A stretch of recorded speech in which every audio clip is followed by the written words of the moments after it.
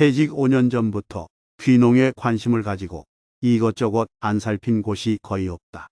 기계면 항야리부터 해서 운곡소원 뒷동네까지 안 가본 곳이 없다. 모두가 내가 살고 있는 곳에서 10분, 20분 거리다.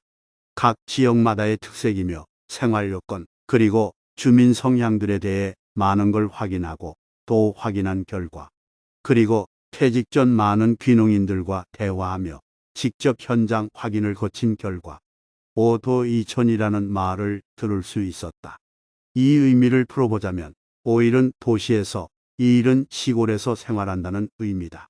그리고 귀농에 대한 개인적인 결론부터 이야기하자면 직장 생활 중이라면 오도이촌을 권하고 싶고 퇴직 후라도 집 전체를 이사하는 것보다는 집은 그대로 둔 채 전원 생활 자체만 즐기기를 권한다는 것이다.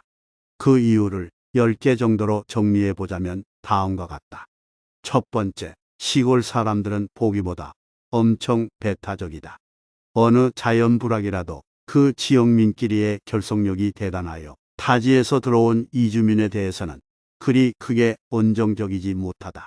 한마디로 학연, 지연, 혈연이 만사에 앞서는 가치관을 가진 지역민과의 유대란 무척 어렵다는 것이다. 두 번째, 시골 자연불악 주민은 거의가 고령의 노인들이 살고 있다. 한마디로 젊은이가 떠난 마을을, 그리고 그 집을 70에서 80이 넘은 고령의 노인들이 지키고 있는 셈이다. 노인들이기에 기동수단이 없기에 수시로 귀농자에게 교통편 제공을 요구한다. 힘든 일에 도움을 요청하는 일이 자주 있다. 10번 하다가 한 번 빠진다면 남의 동네에 들어와 사는 젊은이 운운하며 원성의 대상이 된다. 세 번째, 찬조 요구가 자주 있다. 부녀회, 노인회, 청년회, 새마을회 등 별별 자생단체들로부터 별별 행사 경비 찬조를 요청받는다. 10번 하다가 한 번 빠지거나 액수가 적다 싶으면 남의 동네에 들어와 사는 먹고 살만한 사람 운운하며 지탄의 대상이 된다. 네 번째, 한 번 왕따는 영원한 왕따가 된다. 이런저런 일들로 자연불황민들로부터 한 번 지탄받고 왕따 당한다면 구제불능이다. 심지어 농약도 함부로 치지 못한다. 사사건건 마찰이 있어 정신적 스트레스에 힘들어진다. 뒤늦은 후회는 후회일 뿐이다. 다섯 번째, 밤에는 깜깜절벽이다. 낮에 볼 때는 자연 속에 어우러진 전원의 풍경이 아름다울지 모르나 밤이 되면 가로등 없고 왕래하는 사람 하나 없는 깜깜절벽이다. 사방이 깜깜한 밤에 바람에 갈대가 윙윙거리고 대나무 숲이 우수수 소리를 낸다. 시골 생활에 익숙지 않은 사람, 특히 부녀자들은 무서움을 느낀다. 동지섣달 긴긴 밤을 한 번쯤 상상해보라. 그동안 숱한 물색 지역에서 밤과 낮을 직접 확인한 결과다. 여섯 번째, 식물도 자리를 옮겨 심으면 시든다. 하물며 사람이 평생을 도시 생활하다가 늙음하게 환경이 확 바뀐 시골 생활에 접한다면 매사에 불편하고 경우에 따라서는 우울증이 생긴다. 도시 근교라고 생필품 구입에 문제없고 병원 갈 때 문제없다는 단순한 생각은 위험이다. 하루 종일 사람 구경 제대로 하지 못하고 대화 없고 할 일 없는 일상이 반복된다면 도시 생활 중에는 느끼지 못했던 문화 생활이 그리워 금방 후회하는 사람이 생긴다. 일곱 번째, 영농이란 생각보다 힘들다. 평생을 직장 생활했던 사람이 농사를 짓는다는 자체가 엄청 힘들다. 가까운 곳에 연습으로 10평만 주말 농장 해보면 잘 안다. 허리가 끊어질 것 같고 숨이 헐떡헐떡 될 것이다. 무엇보다 영농 면적이 50평 이상만 되어도 삽과 호미 인력으로는 감당 안 된다. 결국 이래저래 농기계를 구입해야 한다. 여덟 번째, 재산 가치를 생각해야 한다. 자식들 모두 도시에 나가 살고 있다. 늙음하게 내 재산 정리하여 시골에 올인한다면 더 늙어 자식 곁에 간다든지 언젠가 시골 재산을 자식들에게 주어야 할 때 과연 처리가 쉬울까를 생각해야 한다. 경우에 따라서는 필요할 때 현금화 처리가 쉽지 않고 평생 강제적으로 돈이 묶이는 상황이 올 수 있다. 나이가 들수록 가지고 있는 재산의 처리, 쉽게 말하면 현금화가 쉬워야 한다. 자산의 유동화가 쉽고 간편해야 한다는 것이다. 아홉 번째, 가까웠던 사람이 점점 멀어진다. 전원생활 처음 시작되는 자식들도 자주 오고 집안이며 친구들도 삼겹살 사들고 자주 온다. 나무꾼을 평상에 둘러앉아 삼겹살 구워 소주 한 잔 나누는 시간이 마냥 행복하고 바로 이게 인생이구나를 느낄 수 있으나 시간이 가고 날이 갈수록 점점 외로워진다. 한두 번 찾아오던 사람이 점점 발길을 끊는다. 자식도 멀어진다는데 바쁜 사람들이 뭐하러 시골 구석에 자주 올 것인가. 밖에 사람이 찾아오지 않듯 자신도 나가는 일이 드물어 이래저래 지인과 멀어지곤 한다. 그리고 이런 소외는 사람을 병들게 한다. 열 번째, 금방 늙어버린다. 시골 노인들 속에서 하루 종일 밭에서 헤매고 소주 한 잔에 취하며 세월 보내다가는 부부가 금방 늙어버린다. 젊은 사람들 속에서 몸을 가꾸고 배우며 살아야 젊어지는 건 당연한 일이다. 덥수룩한 머리와 수염, 허름한 복장, 허름한 행동들. 귀농을 하면 스스로에게 쉽게 발견할 수 있는 모습들이다. 그리고 직장 생활 중의 일과 농사일은 근본적으로 다르며 완전 중노동이라 늙음하겐 아무래도 버거운 것이 사실이다. 그렇기에 지금 살고 있는 곳에 계속 살든지 아니면 자식들 근처에 이사하여 주변 가까운 곳에 50평 미만의 땅을 임대하여 처자식과 함께 왔다 갔다 하며 주말 농장 형식으로 생활하는 것을 적극 권장한다. 지금은 자식들이 있는 도시로 이사를 하여 주변에 손바닥만한 땅에 주말 농장 형식으로 재미를 붙이며 살고 있다. 한마디로 말해 개인 생활 충분히 즐기며 소일거리 혹은 취미생활 정도로 주말 농장을 하고 있는 것이다. 손바닥만한 주말 농장에서 얻은 야채며 과일들만 해도 자식들과 함께 나누어 먹기 충분하고 김장 걱정 안 하며 살 수 있다. 귀농은 생각보다 힘들다. 깊이 생각하고 결정해야 한다. 노후에 후회 없는 생활에 조금이나마 도움이 되기를 바란다. 명절을 앞둔 일요일 새벽, 추적추적 비가 내린다. 제법 크게 귓전에 들려와 이른 잠을 깨운다. 어느 한순간부터 경기는 얼어붙었다. 부동산 경기가 얼마나 좋으냐에 따라 우리 서민들 생활도 들쭉날쭉한다. 도시 생활에 지쳐 시골살이를 계획하는 햇병아리 귀촌자에게는 그래도 생전 경험해보지 못한 이것이 언제나 로망이다. 귀농 귀촌, 이 역시 한때의 유행처럼 스쳐 지나가는 것일까. 벌써 제주도는 귀농 귀촌이 시들해졌다고 하는데 말이다. 한때는 제주살이 열풍으로 너도 나도 제주도로 이주하는 것이 유행이었는데 어쩌다 이렇게 변해버린 것일까. 제주도는 10년 만에 유입인구가 무려 10분의 1로 줄었다고 한다. 그렇다면 우리가 사는 시골은 어떨까? 제주도와 별반 차이는 없는 것 같다.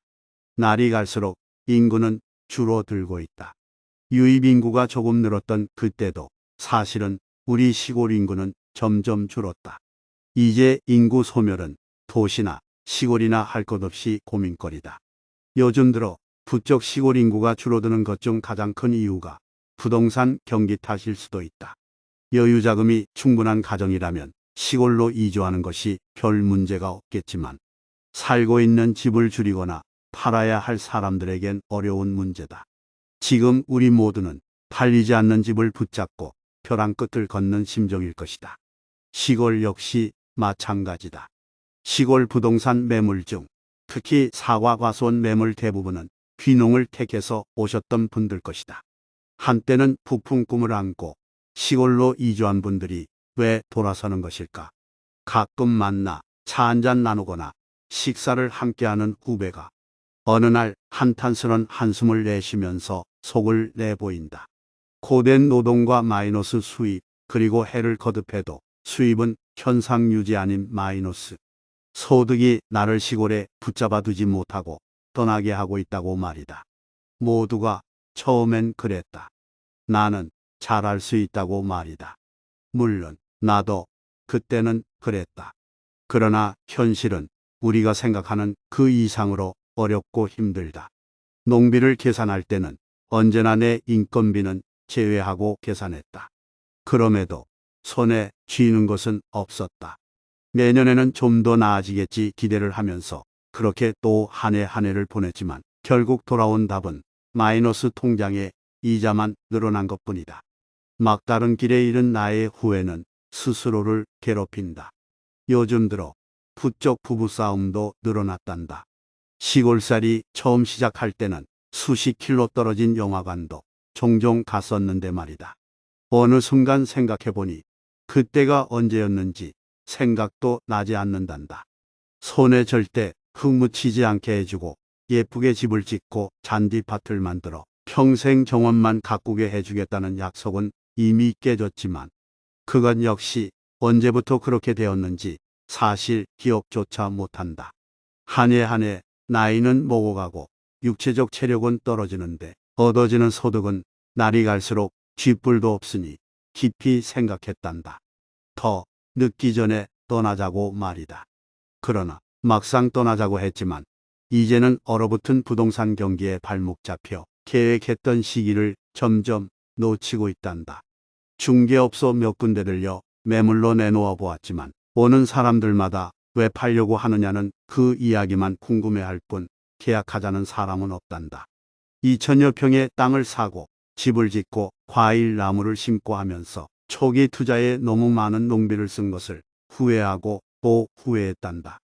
그때 들어간 비용과 물가 상승률을 따지고 주변 거래 시세를 생각해 부른 것이 매물이 빨리 팔리지 않는 이유는 아닌지 고민 끝에 과감하게 3천만 원을 내려도 보았다.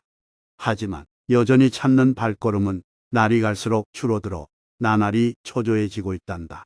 지금 내가 사는 농촌 현실은 이렇게 어렵다. 계속해서 농사를 짓겠다는 사람보다 기회가 되면 떠나겠다는 사람이 더 많다. 이미 지난해 옆 동네에 살던 지인 두 사람은 떠나갔다. 전화번호까지 바꾸고 어디로 가셨는지 소식조차 알 길이 없다. 도시보다 비싼 물가와 유류비 그리고 난방비가 내 시골살이 발목을 잡을 수도 있다.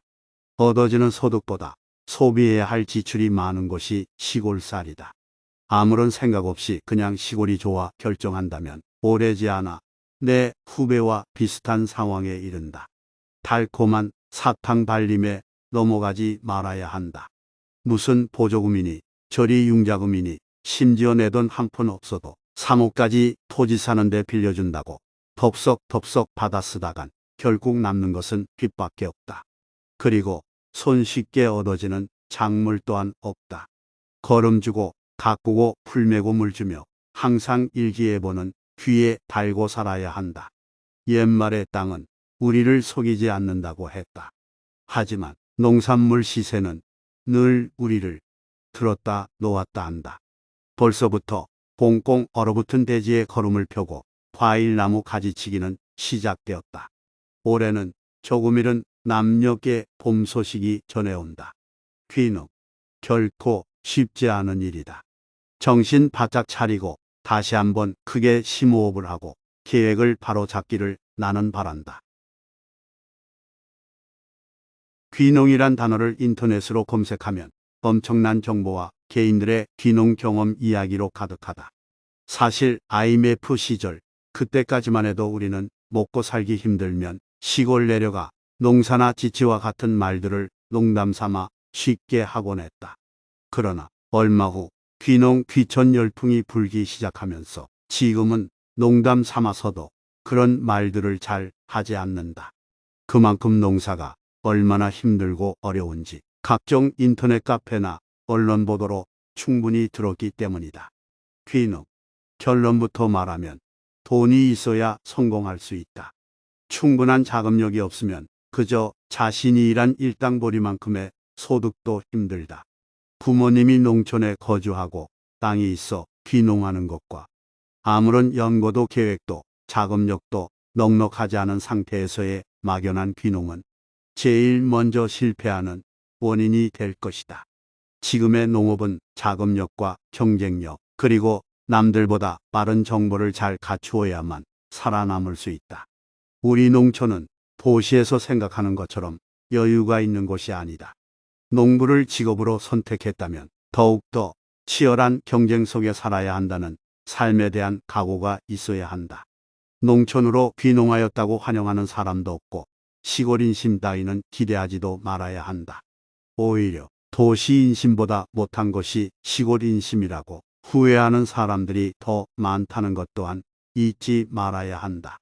또 정부에서 귀농자에게 각종 지원을 한다고 귀농정보지에 알리고 있지만 은행 융자 지원뿐이다. 이자를 갚지 못하면 곧바로 압류만 있을 뿐이다. 그리고 빈집 수리비로 500만 원을 지원해 주고 있다. 그러나 보일러와 내부 수리 약값만 해도 턱도 없이 모자라는 금액이다.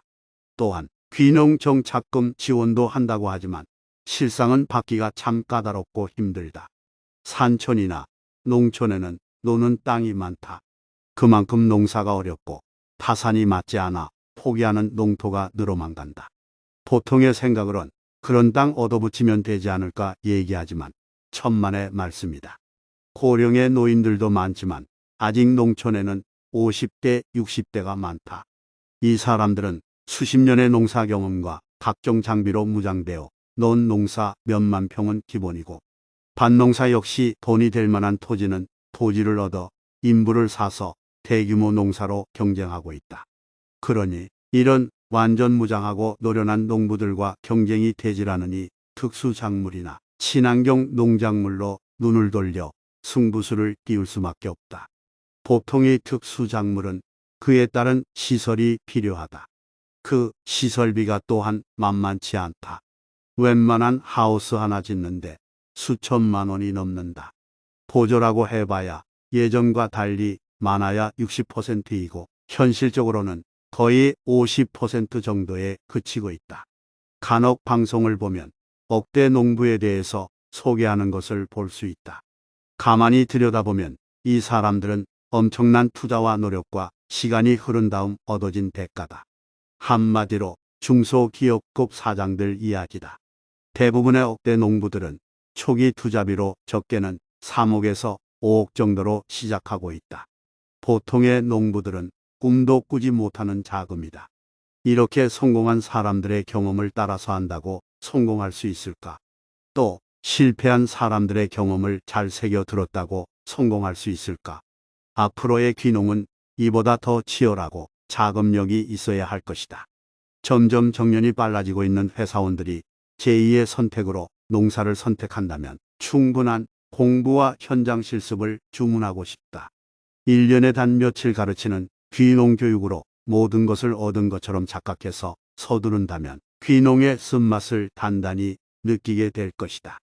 지금의 귀농 교육은 이론 교육이 대부분이라 육체적 어려움이 얼마나 힘든지 모른다. 농사 경험이 전무한 도시민들이 10여 평의 텃밭에서도 견디기 힘들어하는 것을 많이 보아왔다. 귀농 철저히 하지 않으면 엄청난 손실로 다가올 것이다. 검증되고 입증된 작물을 선택하는 것은 필수이고 모든 것을 계획과 함께 실천할 수 있는 넉넉한 자금이 필요하므로 넉넉한 돈이 없다면 귀농은 꿈도 꾸지 말아야 한다.